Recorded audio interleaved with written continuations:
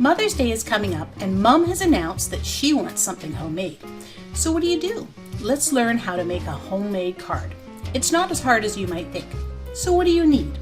First, you need paper. Now there are many different types of paper available, so it might be a little confusing. A card can have several layers of paper, so let's start on the bottom layer. The bottom piece is called the base, and you want it stiff enough that it will hold its shape when you put the rest of the layers on it and when you stand it up. Here are some examples of different types of paper. First, we have vellum. As you can see, it's pretty flimsy and you can actually see through it. Next, we have some colored cardstock. It usually has patterns on both sides of the paper and you could use either side on your card. Next, we have some regular cardstock. This is typically one color and is usually the base layer. This is where you can see how to fold the cardstock to make the finished card. Finally, we have cardboard paper, which is too thick for making cards as it's very stiff. You need a way to decorate the paper using stamps and ink. The sentiment, or what you want to say in your card, is usually stamped on the card. Here is an example of a couple of different types of stamps. Place the stamp on the block, color it up, and then stamp the image you want. Peel the stamp off and put it away when you're done. There are many different types of ways to add color to the stamps. Here I have shown Sharpies, colored pens, and ink pads.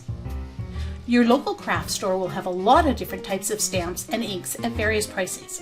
Or you could just use stuff you have hanging around the house, like a Sharpie.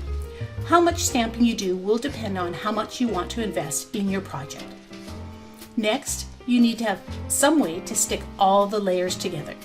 This is called adhesive, and there are many different ways to do this, ranging from tear tape, dimensionals, sticky spots, or glue. We're going to use the glue and dimensionals in our project. Finally, you're going to need the things used to make the card extra special. These are called embellishments. They can be ribbons, shiny spots, brads, glue, glitter, all sorts of things. If you don't have anything like these and don't want to buy something, you could use something that you have around the house. Find a coffee pot filter and pull out those snowflake making skills from kindergarten.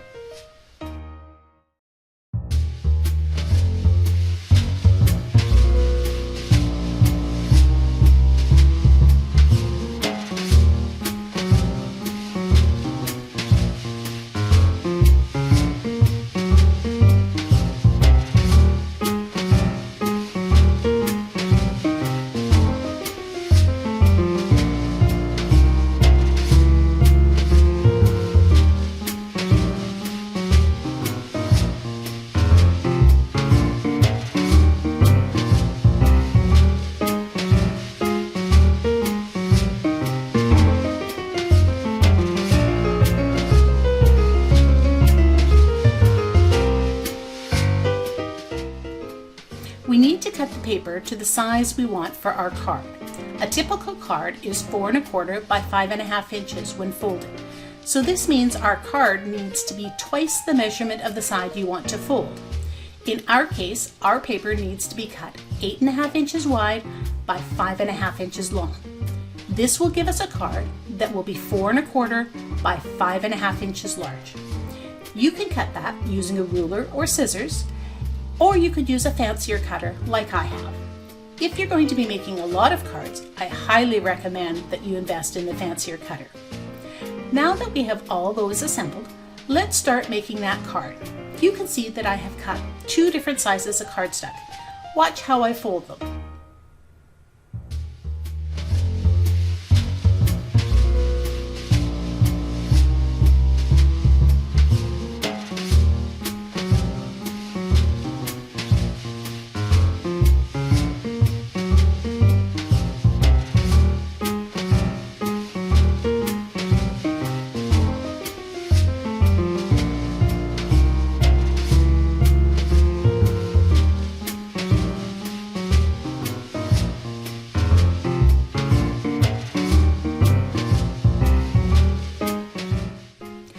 I also have the other pieces cut that you will need to complete the card. Well, let's watch to see how easily it's assembled.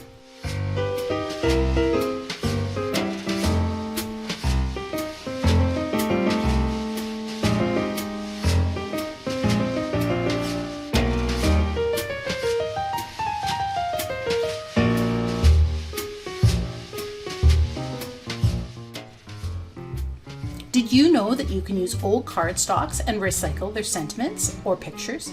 Just cut the words or pictures out and reuse them on another card. In our case, I have stamped a sentiment I want to use from a stamp set that I own.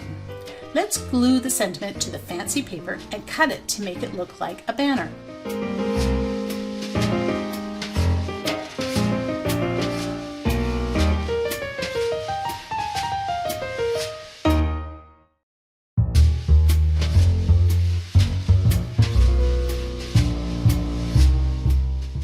Pop it up on some dimensionals to make that sentiment a little bit higher than the rest of the card. This creates that 3D look and is why the sticky things we used are called dimensionals. Let's layer these parts together and see how we like it.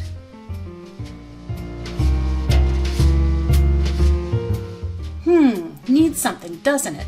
I have a piece of ribbon from a Christmas present that I'm going to recycle and use it to make a pretty little bow. Stick it on with a sticky dot or a dab of glue, and you're all set.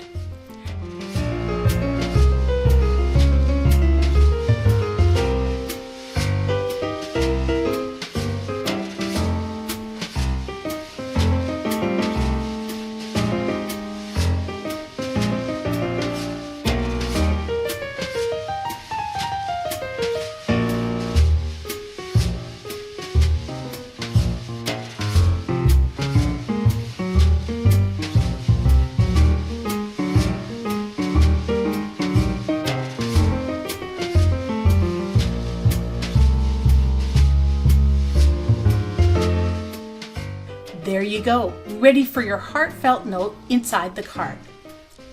Thanks for joining me to learn how to make a homemade card.